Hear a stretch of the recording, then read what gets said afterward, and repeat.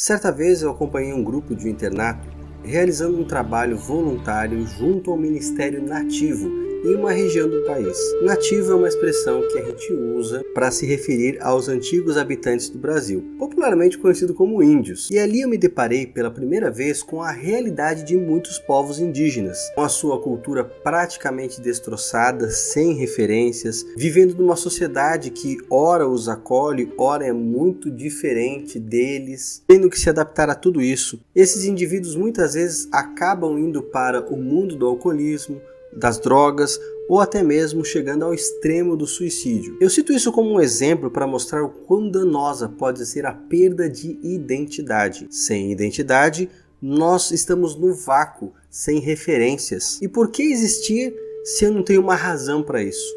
Como atuar no mundo se eu não sei nem mesmo quem eu sou? O que é verdade em relação aos povos indígenas? E também há muitas pessoas que podem sofrer crises identitárias, também é verdade em relação ao cristianismo de forma geral e ao adventismo em particular.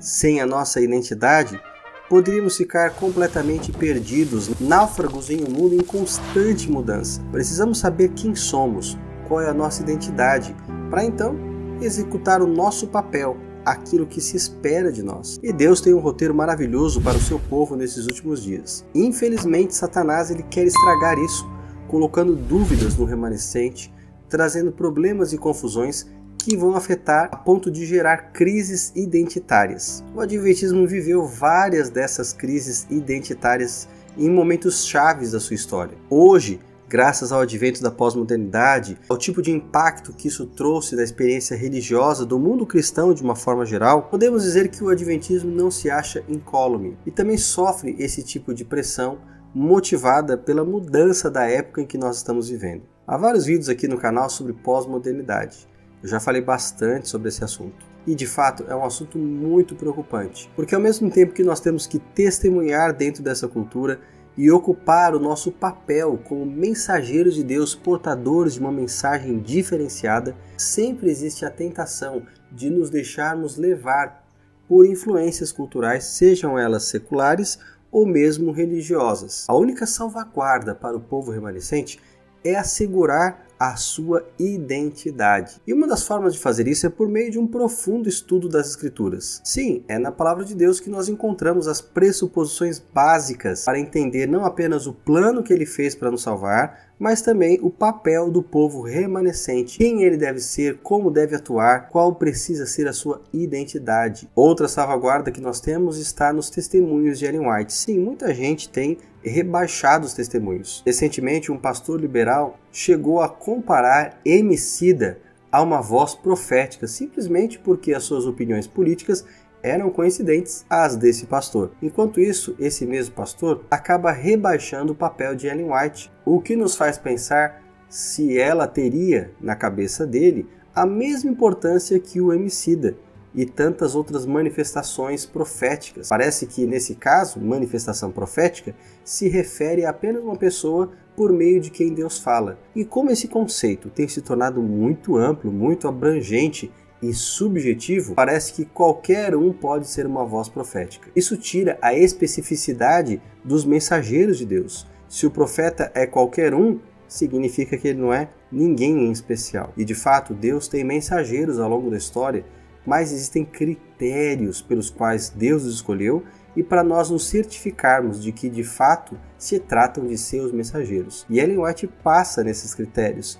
Ela é uma mensageira abalizada. Ela nunca foi uma substituta para as Escrituras e ela nunca reclamou esse papel. Pelo contrário, ela sempre entendeu que o seu ministério era para apoiar as Escrituras e fazer o povo voltar a atenção àquilo que a Bíblia realmente ensina. É por meio dos seus escritos, portanto, que podemos erguer mais algumas barreiras contra os ataques do inimigo nessa época. E não à toa, Satanás contra-ataca tentando descredibilizar Ellen White e seus escritos como se eles não fossem importantes e como se ela mesma se tratasse de mais apenas uma pessoa piedosa, bem intencionada, porém equivocada em muitas áreas. Quando alguém começa a questionar o profeta, a gente tem que ligar o alerta vermelho. Afinal, o profeta não fala de si mesmo, ele é porta-voz de Deus. Desse modo, questionar o profeta e sua mensagem é questionar aquilo que o próprio Deus quer dizer ao seu povo. Também é o momento de nós lembrarmos que o remanescente não tem que ficar preso em seu casulo,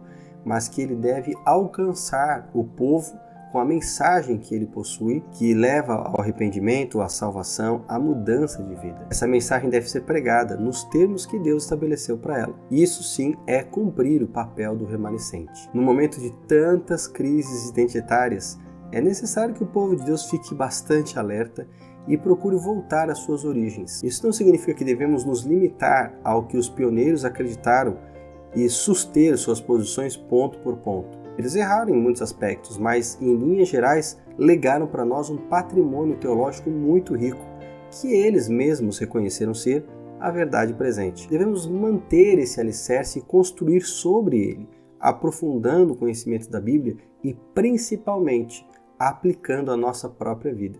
Se tivermos o foco em viver a mensagem para esse tempo, isso não vai se revelar apenas um benefício para nós mesmos, mas vai nos dar condições de ser luz na vida de outras pessoas. Que Deus use você nesse tempo e que você se concentre em manter a identidade como povo de Deus. Que a sua mensagem mais importante seja vista na sua vida. Se você gostou desse vídeo, não se esqueça de compartilhar, especialmente nos grupos de WhatsApp, Telegram, em todas as suas redes sociais. E também não se esqueça de deixar aqui o seu like mostrando que você apoia o nosso trabalho. Que Deus abençoe você.